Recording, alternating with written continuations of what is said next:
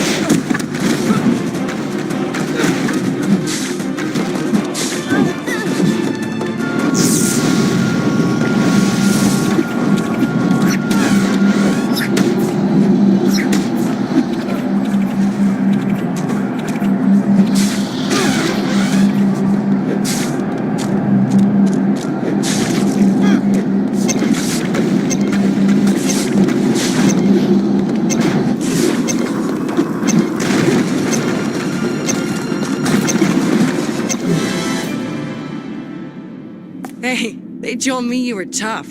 I guess they were mistaken.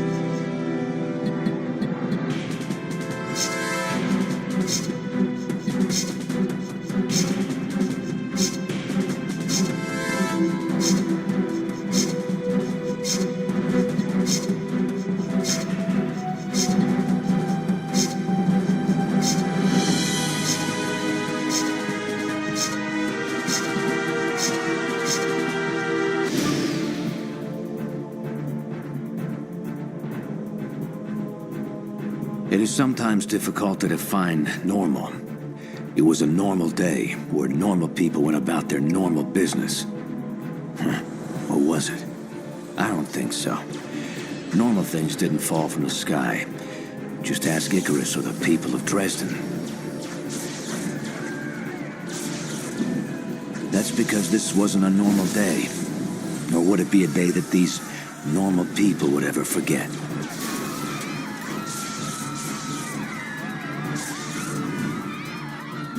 Some were more frightened than others. This man knew that his world would collapse. In the back of his mind, he had feared this for a long, long time. Must have been how David felt when he stood before Goliath.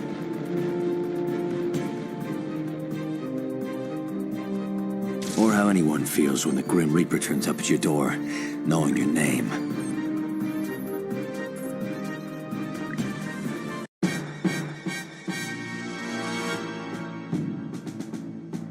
The first rule of thumb is never believe everything you hear. Question it all. In fact, if someone tells you something, don't question what they're saying. Question why they're saying it. The bottom line is no one shares anything unless they want something.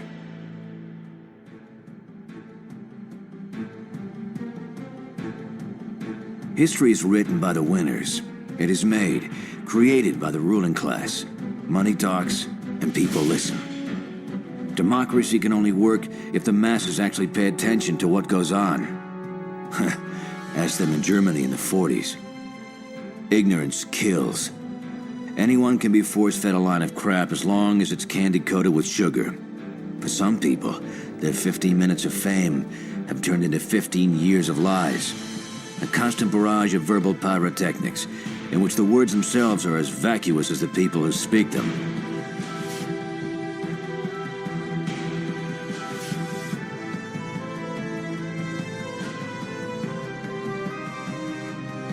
Thank God, actions speak louder than words.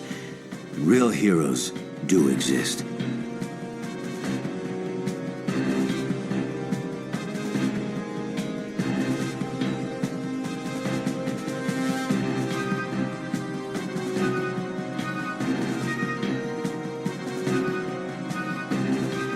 But with every hero, there is a counterpart. The alter ego. The living, crooked id. When you look into a mirror, what do you see? Is the mirror looking back? Or are you gazing at yourself? Who's really in control? Who looked first? For without a negative, there can be no positive. It is the rule of the universe. Some rules are made to be broken, whereas others, the whole existence of the universe depends on them. Sometimes, there are those that are even willing to forgo all that.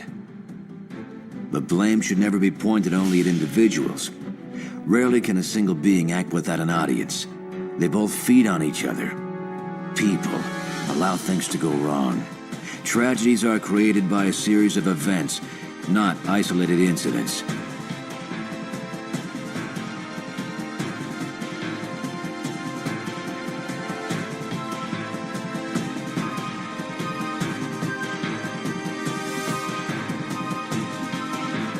The Titanic didn't sink because it struck an iceberg. It sank because it was made.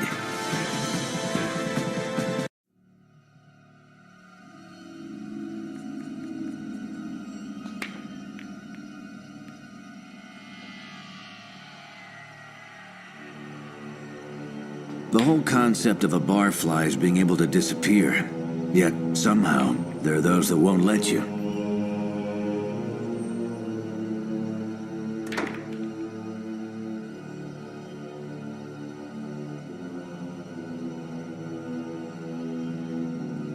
By nature, people are social animals, some more social than others.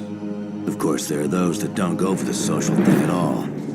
They prefer to break up harmony wherever they can. To them, being social is breaking a few heads. These people never learn. For when you look for trouble, all you find is trouble.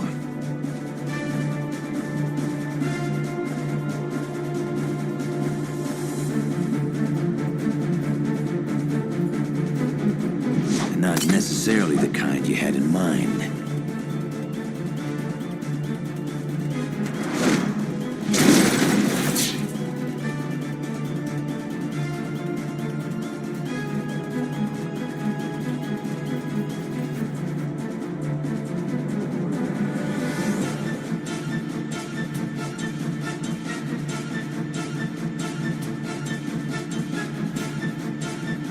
The shame of it all is there is injustice everywhere. Most people are dumber than they look. Reason is what they call a breakfast cereal. It has no place in the lives of most. And then we question why we have attention deficit disorder, learning problems, and a high divorce rate in this country. When will people ever learn? Probably only when it's too late.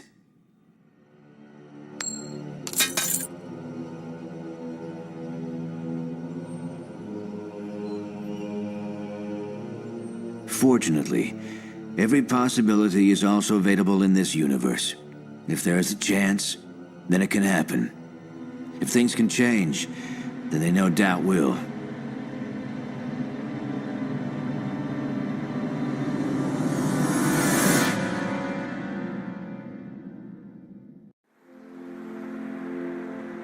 There are places in America that get a bum rap, some justifiably so.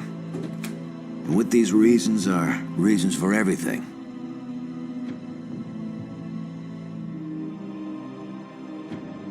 There is a reason why pretty girls sell toothpaste. Who's looking at the teeth? How many times have you seen an ad that you pinned to your wall, looked at every day for a week, and yet 2 months later haven't a clue what it was selling? Ask anyone, and they all have the same story.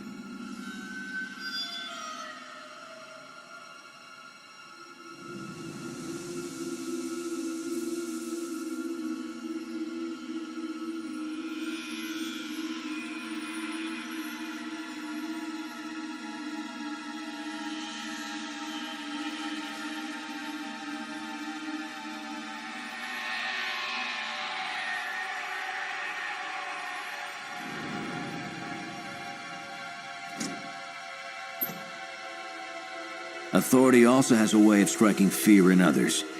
Hey, look, no one wants to get caught with their pants down when it happens. The syndrome called tunnel vision sets in.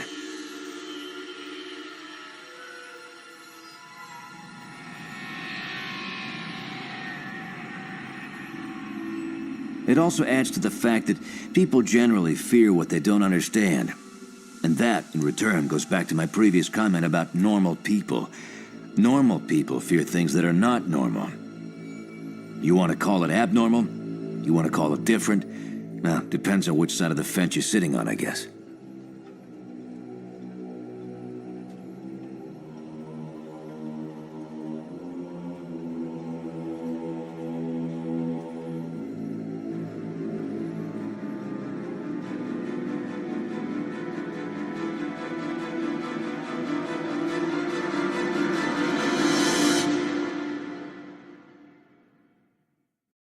But enough of the rhetoric. Let's get to the real game.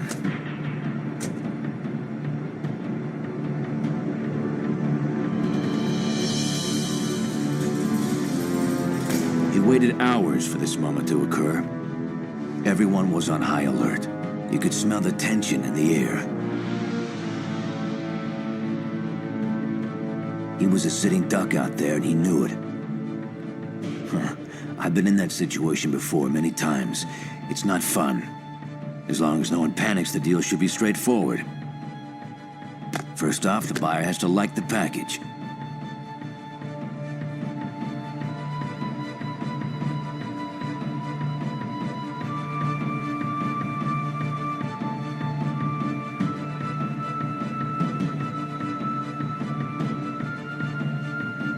The foundation of capitalism is buyers and sellers. The price is dictated by demand. In some transactions, there are no guarantees, so you have to bring your own. He planned for moments like this.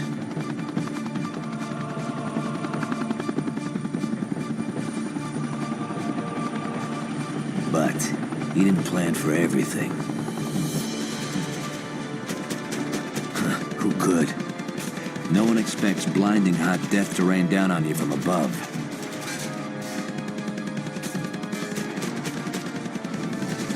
Or the people that you knew and trusted to be killed before they hit the ground.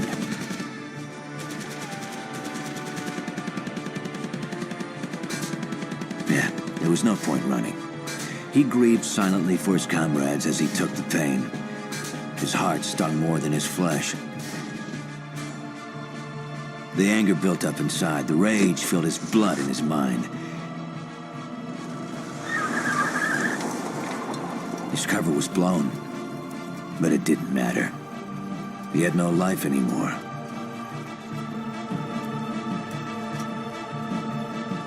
Once again, he had been betrayed by existence. It was futile. He wasn't allowed to care. But there was light at the end of the tunnel, and she stood at the exit. She didn't have to ask what he was thinking. She knew.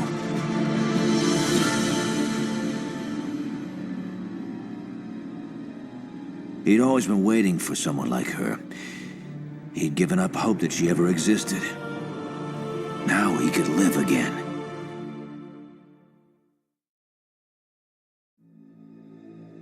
Not every haven is as it is imagined. Some are just plain creepy. No one likes an upstart that bosses people around. It's difficult to look at Cyclops and not laugh. He's too emotionally charged, too much the control freak, and takes himself way too seriously. Plus, the way he stands makes it look like he's got a stick up his backside.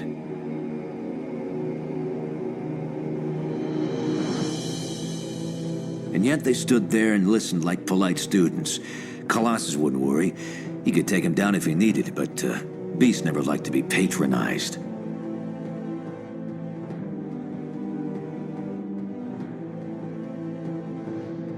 Sarcasm would only go so far. All in all, it was a good team, and they knew it. There was an understanding between them that felt right. It was like a separated family reuniting after many years of being apart. Nothing needed to be explained. No introductions needed to be done. The only thing on their minds now was, what was this place? And who put them together?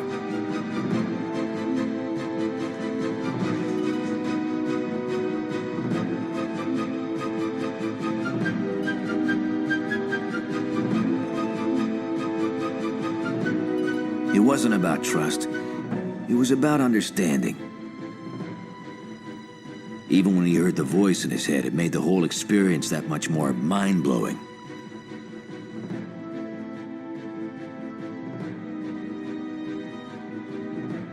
It was gentle, almost calming. Just the sort of tone that the Pied Piper would have played for his rats.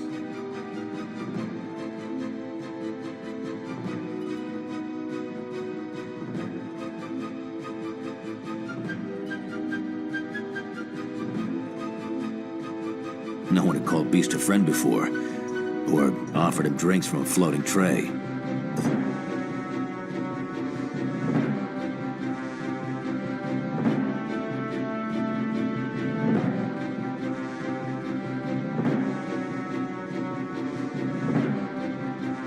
He didn't look like much. The wind would blow him over if he wasn't in a wheelchair. But hey, he was the boss. He had a gentle look in his eye. Probably would fail miserably as an apprentice, but this was his show.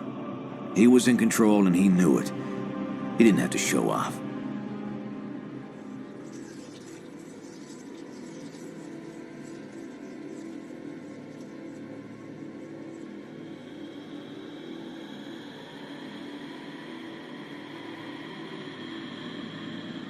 Storm couldn't take much more of this.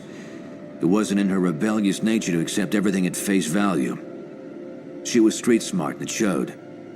Even though this Xavier wasn't a threat, what was his game?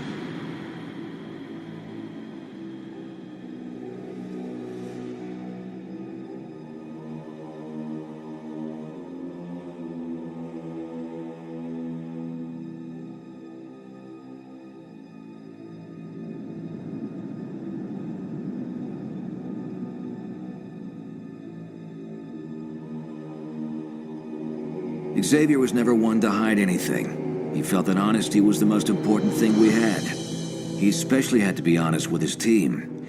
What he was asking of them could possibly turn into the greatest sacrifice any one of these mutants had ever dreamed.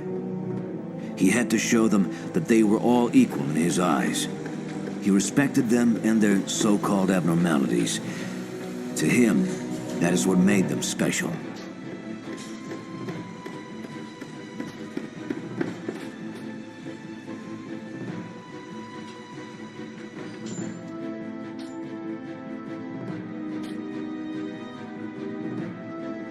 He'd told the tale many times before. It was less painful now. In some ways, it even seemed like it was someone else's memory.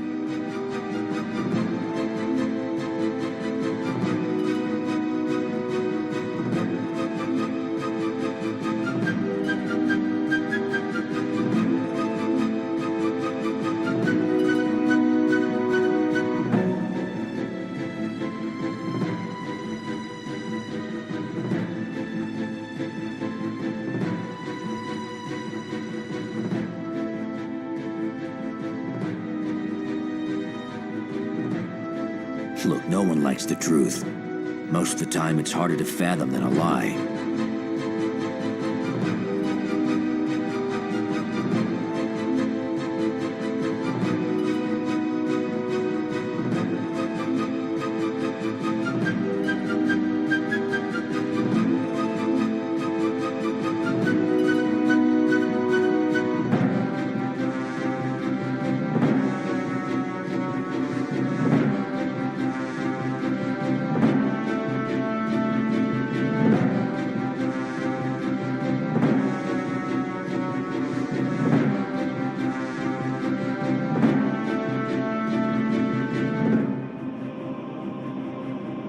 All of them could relate to being a scared child hiding in the corner of a bus. It was something that none of them would ever admit.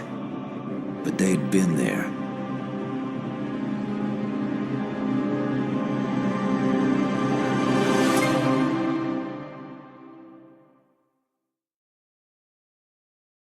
The first mission with a new team is always a little nerve-wracking. One can only hope that everyone does their job. But I've been in too many situations where I've been let down. Too many promises have been made as individuals tend to overestimate their abilities. I've even seen the biggest loudmouths turn into gun-shy cowards. But this team worked well so far. Like clockwork, they played the roles perfectly until the real trial would begin. That's when it really counts.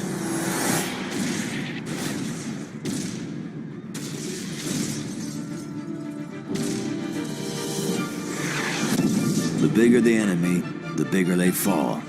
That's what I've always believed. Size doesn't matter.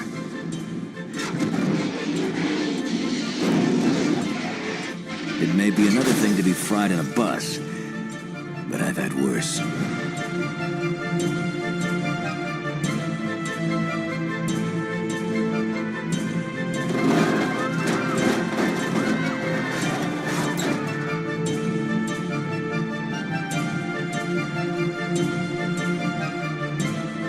But as in any group dynamic, everyone has to have a say. That's the only problem with democracy. It tends to be slow. Ask any tyrant. One leader, one command, one order. Take away protocol, and you got nothing.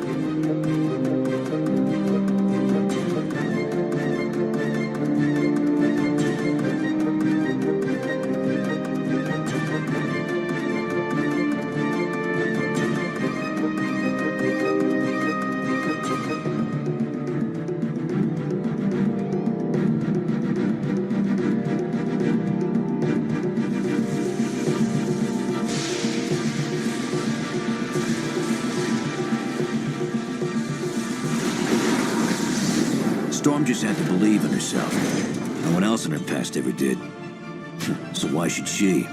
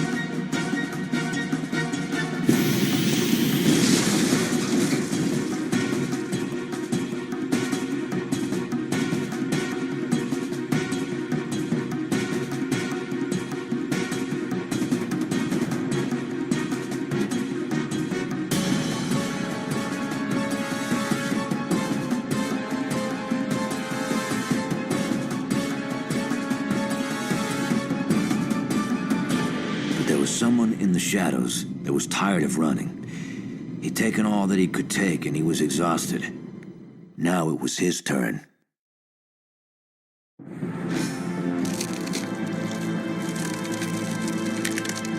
Bobby Drake was more than just a frightened 15-year-old kid. He had a natural gift that he wouldn't accept. Until now.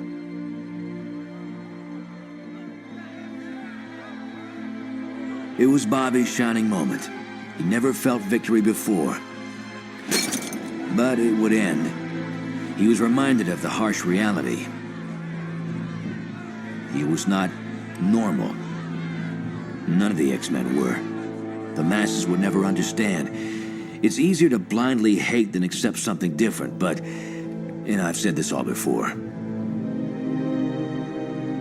There was nothing they could do. Hey, that was life. The rules have been written ages ago. Meanwhile, there was someone that understood human nature better than humans could themselves.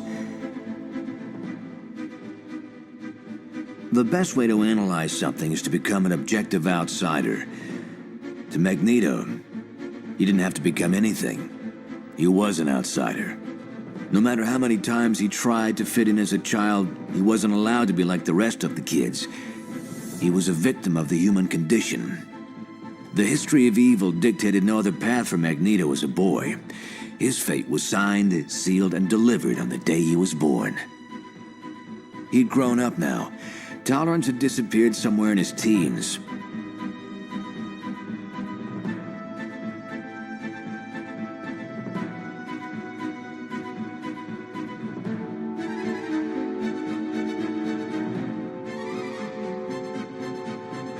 Now Magneto didn't even bother to go through the motions.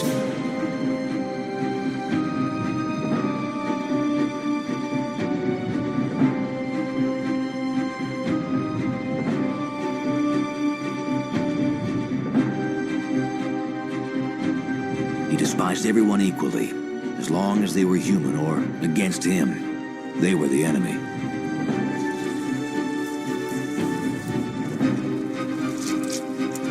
That's the way Magneto liked it.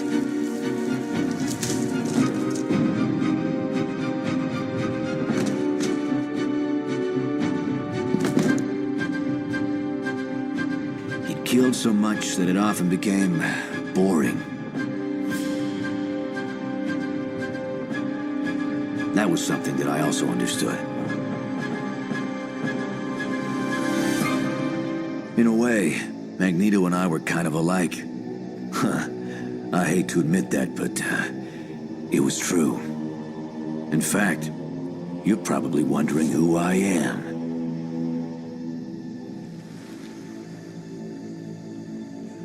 Well, here's where I come in. Surprised? Who'd you think it was, bub?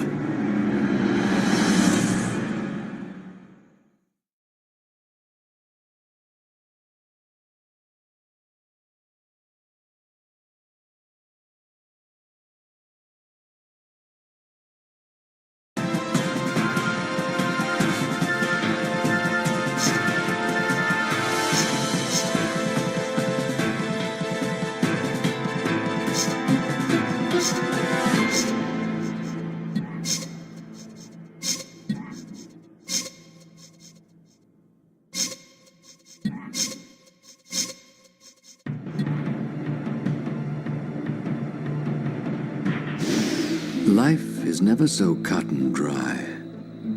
History is made from a series of unexpected events. Nothing can be planned. It had appeared to be a normal scene. A happy couple pleased with the birth of their firstborn, a son.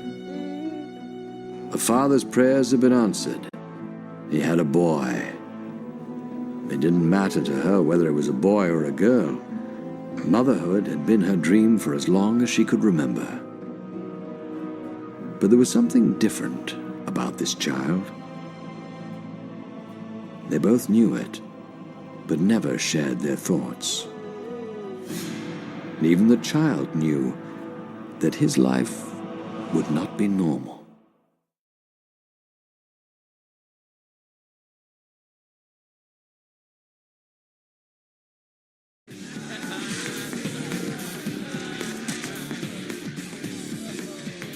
Reed Richards had always been the victim. In every school, every bully chose Reed as his personal scapegoat for the miseries in life. It was easy to pick on someone who was weak, but Reed had a guardian angel that almost always came in the nick of time.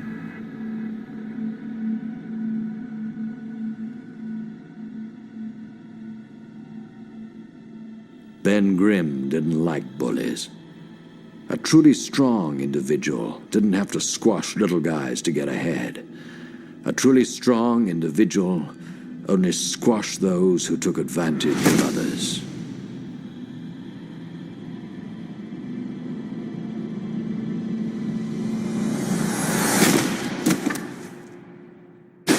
Once again, Reed had been saved by his friend. It was humiliating how many times Ben had to come to his rescue.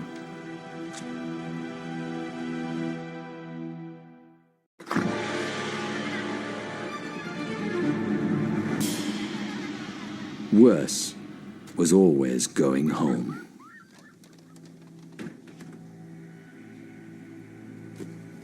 Reed's father was disappointed in the way his son had grown up. This was not the boy he wanted. Instead, his father took a shine to Ben. Ben reminded him of himself when he was younger. Reed's father seemed to forget that he was never a savior for the weak like Ben was. If anything, Reed's father would have been the first to dunk Reed's head in the toilet.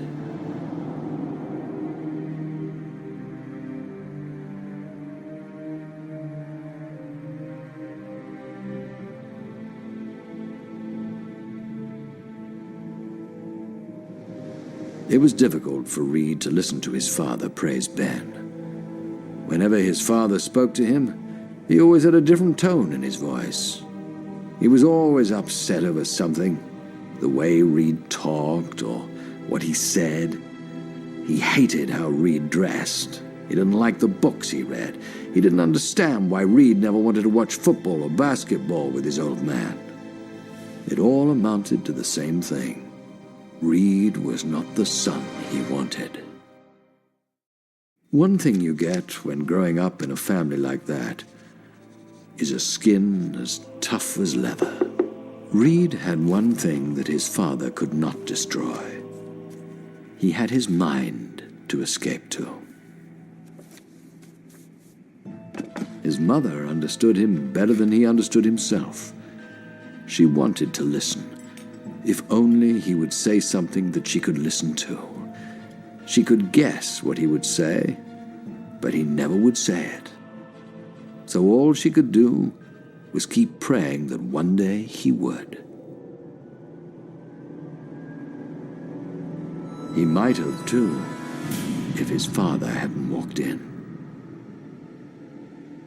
He would never understand. In life, there are always those who are unable to see the future.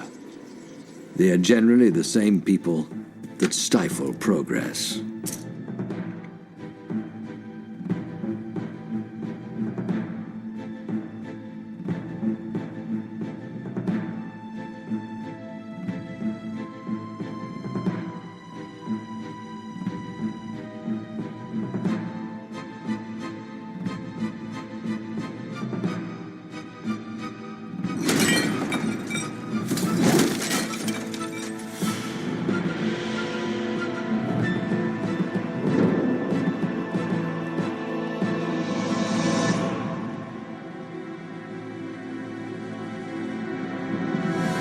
Nothing to say.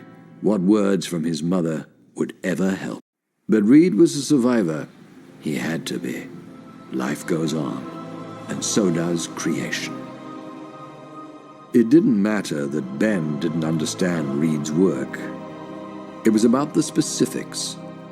It was about respect. Ben respected everything about Reed.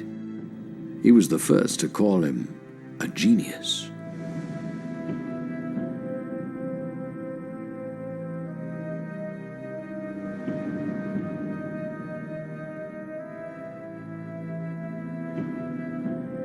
Ben took everything with an open mind. It was in his nature to observe everything about a given situation first before making a comment or getting involved in it.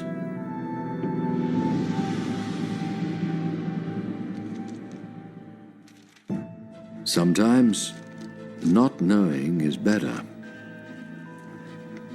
No matter how hard Reed tried to keep it simple, it still didn't make any sense. Even a football field analogy would be futile. Was there a better way to explain it? Who knows? This wasn't everyday stuff. It would be easier to explain why women chose the men they fall in love with. Why had his mother chosen his father? He would never know. Anyway, with this stuff, even Reed was grasping at straws. Sometimes it made perfect sense to him, and other times it was as if someone else had done it. But Reed was willing to give it his best shot, explaining what he could to his friend. Reed went on and on. Poor Ben could only stand there and watch Reed's mouth open and close. It reminded him of the moments during a football game when his coach ranted and raved on the sidelines.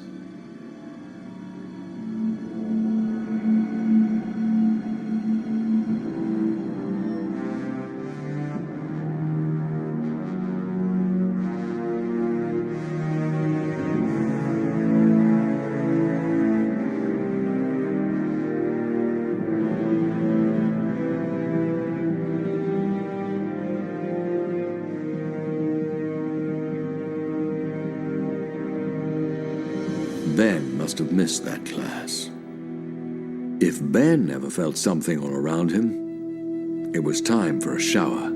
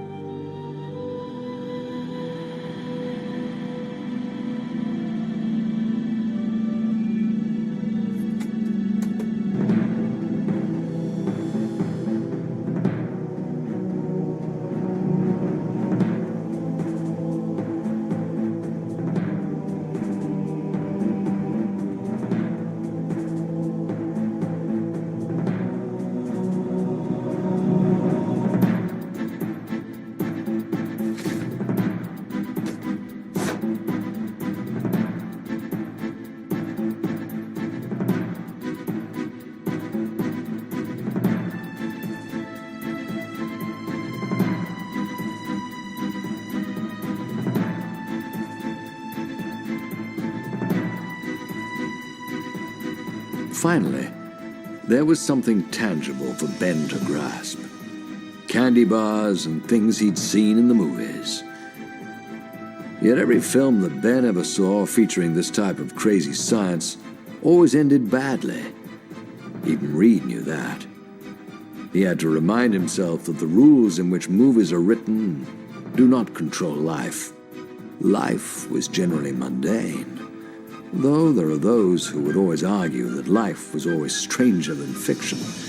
Otherwise, it would be boring. How would we feel if an alien toy manifested itself on your doorstep? Would it make any sense? Ben knew there was more to this. There had to be. He knew Reed too well. Reed fancied himself a maverick. He wanted to be a champion in his own right, and this was a way in which he could do it. He also knew that this was Reed's game. If he wanted to play it like this, so be it. As usual, timing was everything at the Richards household.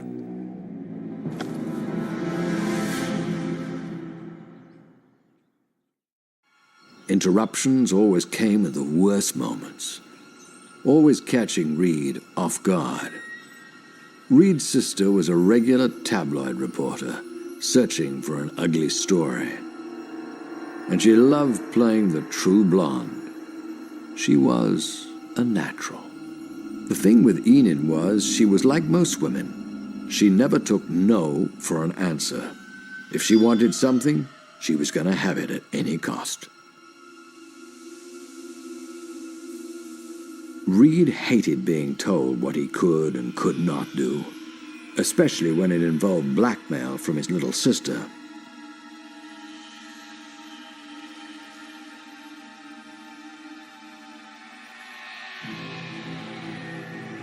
Some people are cut out for certain things, and others are not. Everyone has their specialty. Understanding quantum mechanics was not a highlight in Ben's life, nor was memorizing offensive plays and the importance of a linebacker on Reed's must-do list. But that's why they were great friends. They didn't need to see eye to eye. They learned from each other.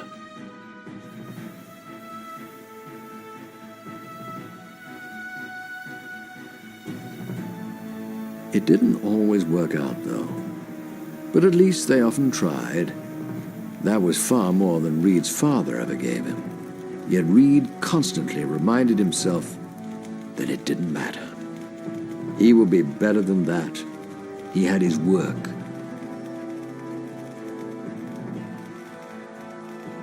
It was difficult for Reed to sleep at night. His mind was always buzzing with numbers and experiments.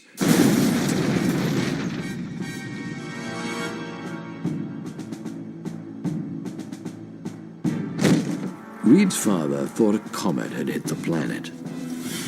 At least for Reed's sake, it better have been caused by some outside force. If it wasn't for Reed's mother, there might have been a murder that night. To her, all that was important was his health. He will always be her baby, no matter what age. To his father, the important thing was getting to the bottom of this madness. The kid was obviously born on a bad day. When push came to shove, he couldn't have actually been his. He never would have spawned such a mess.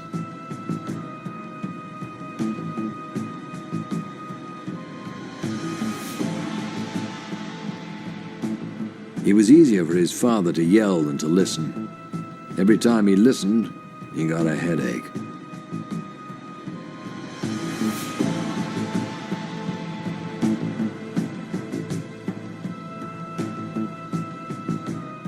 But as I said before, his mother wanted to listen. Reed just never spoke to her.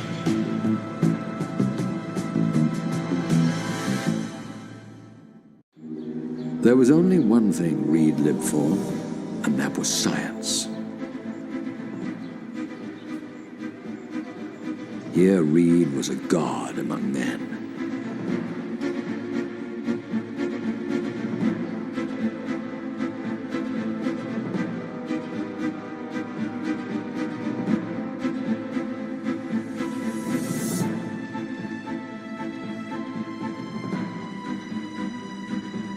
Reed was well beyond the other students. They were obsessed with the way magnets worked or bought home science kits from electronics stores for 2 weeks' allowance. He wasn't the best public speaker. He had to stay glued to his notes or he couldn't talk.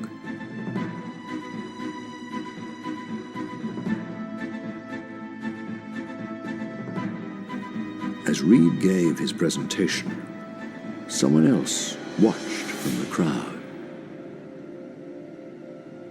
Their interest was more than just a curious teacher or an awe-inspired parent, for every word Reed said made their heart pump faster. This kid was pure genius.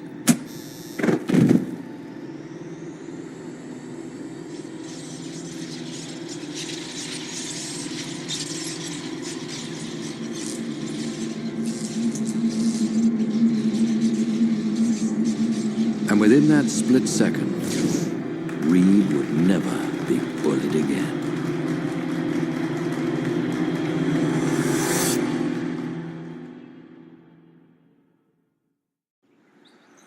Reed's father hated salesmen. He mistrusted anyone who came to your house, especially if they came praising your misguided son. There had to be a catch. There was always a catch. Nothing was ever for free in this world.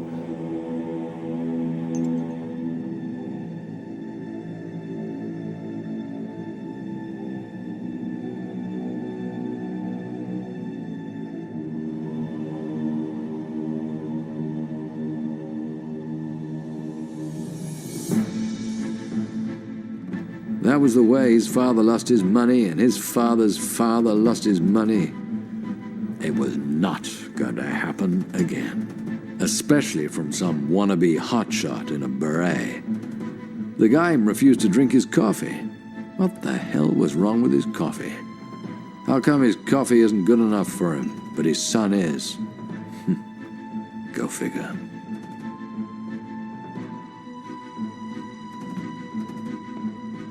For the first time in Reed's life, his father was happy to have him. He always knew his boy wasn't a chump. At least, that's what he'll tell the neighbors and the guys at work. Reed marveled at the building. He and Ben had gone past it many times before, but like most people, they never actually looked at it. That was the purpose of this place.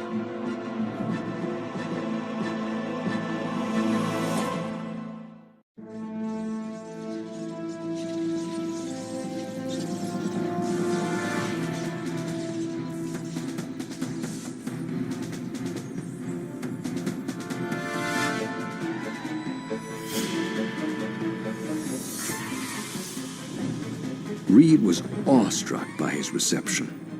Here was a real scientist, over twice his age, shaking his hand. His father never once shook his hand. Plus, Professor Storm even knew everything about him and his work. He even had a pretty daughter. What else could one ask for?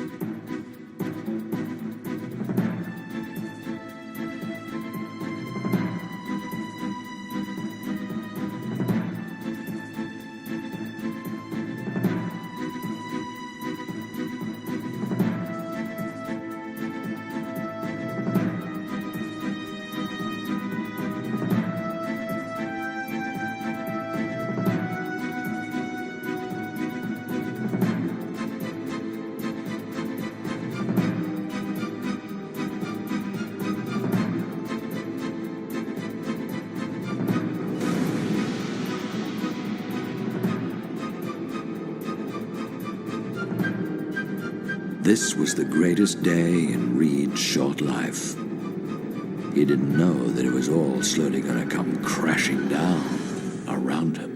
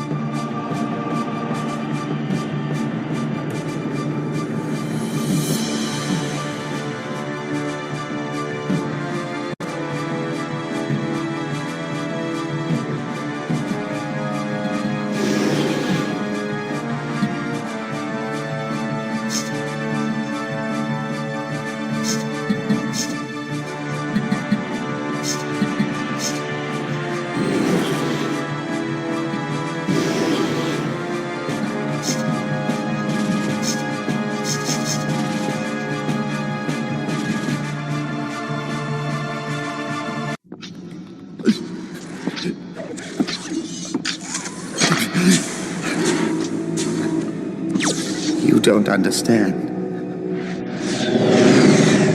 When they landed on our planet, we thought they were refugees.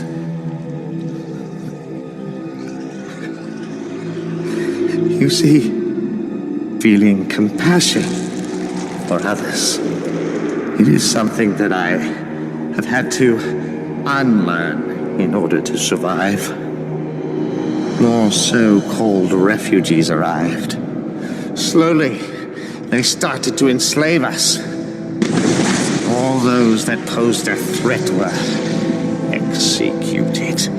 Only I and a handful of other resistance fighters managed to escape. We needed to retake our home. We needed to build an army. I just wanted to save my people. That's why I made you. They're your people now. You're part of us. Forgive me.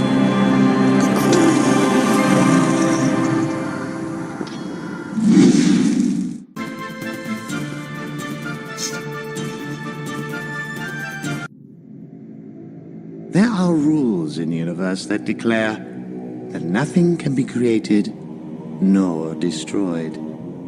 Yet there are no rules in the universe to say that nothing can be created to destroy.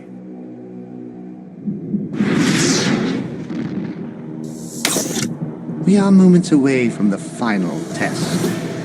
After this, Paragon will be mass-produced as our victorious army.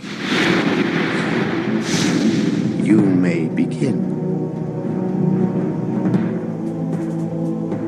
This final encoding will allow her to plug into our system. She will be joined to my cerebral network and be able to use whatever she needs from it.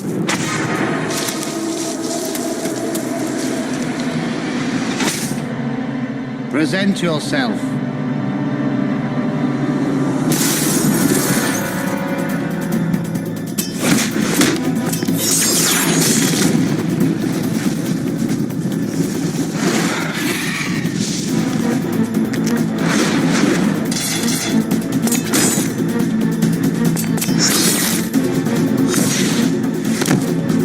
Stop her! We can't let her escape!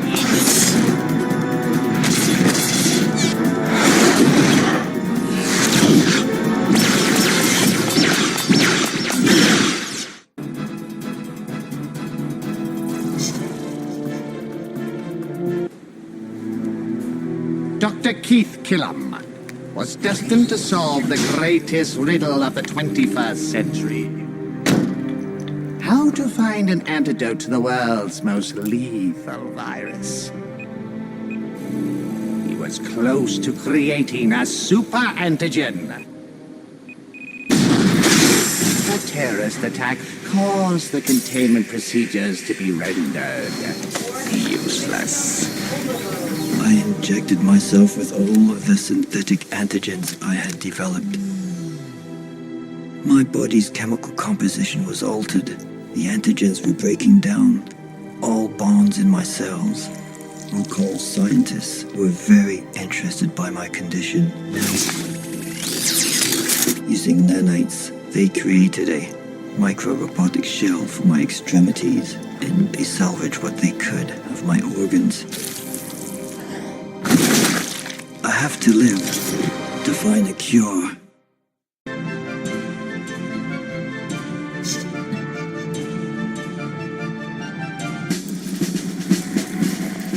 It was to be a simple mission.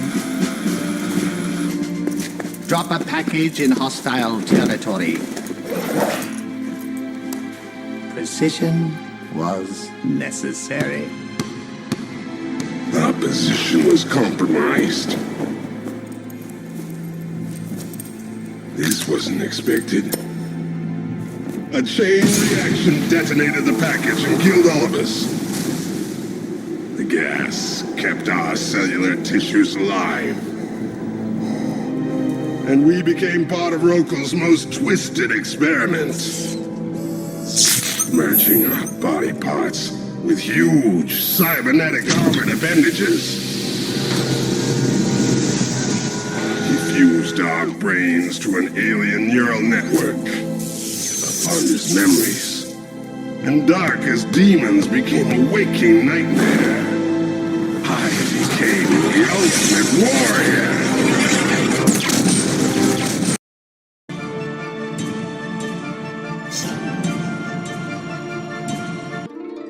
Her biological father was a Yakuza boss.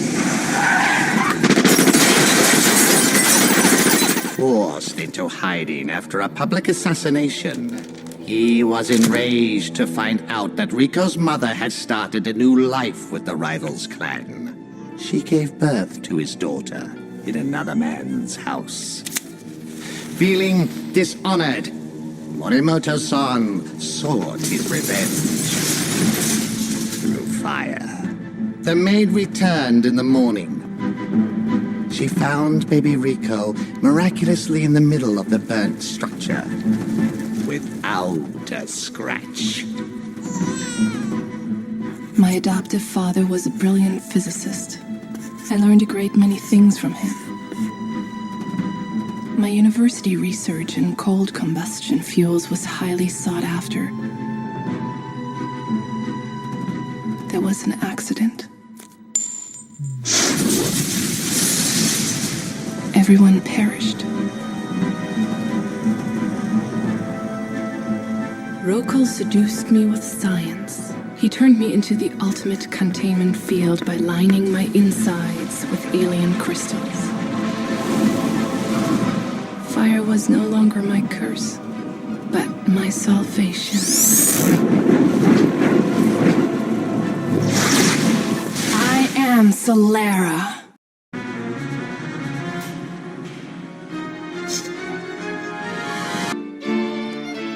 Young Maria Petrov trained very hard to be the prima ballerina in a Bolshoi ballet. She was taught total control, perfection in every move. As the pride of Russia, she began a tour of the world from Los Angeles. I had my own plans of greatness for her talents.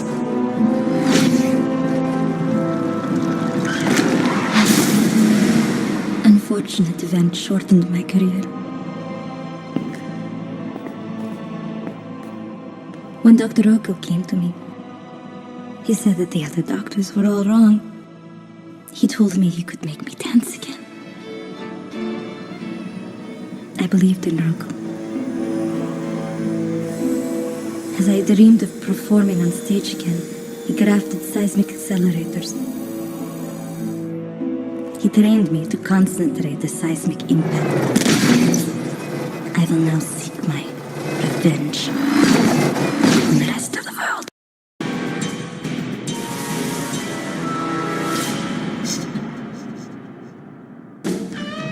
Johnny Ostrom and Trouble ran in the same circles.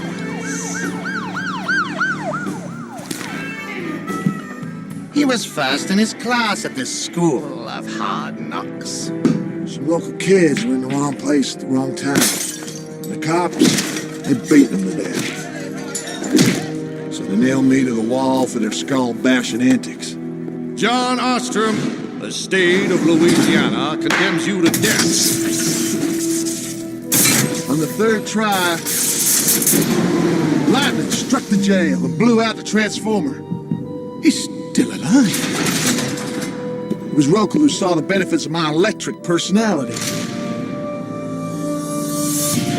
He put a dupe in my place. And I was free. He used me as a capacitor. I was covered with terminals like a huge Tesla coil. I could pull electricity out of the air. And I became Johnny Ohm!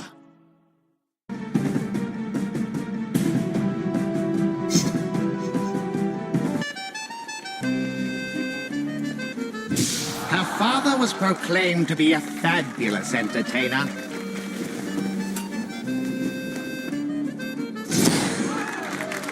He was really more of a drunk and a gambler than a magician. Fearing for my safety, on the night which she planned our escape, my mother passed along to me the secret of her magic. I was too afraid to go with her. I regret not taking that chance. Dad was cursed with bad luck and was quickly getting in over his head. One night, they came to collect.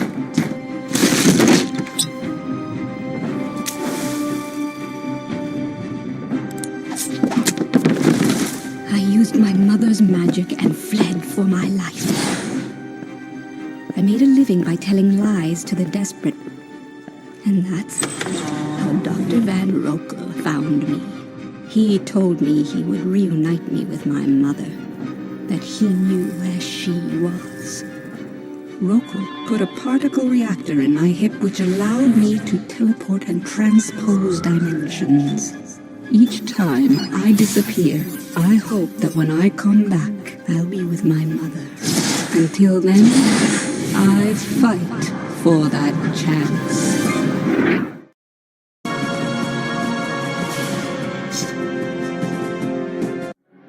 This is a News 12 special report. New York City under attack from unidentified forces. We join Claire Strauss live on the scene.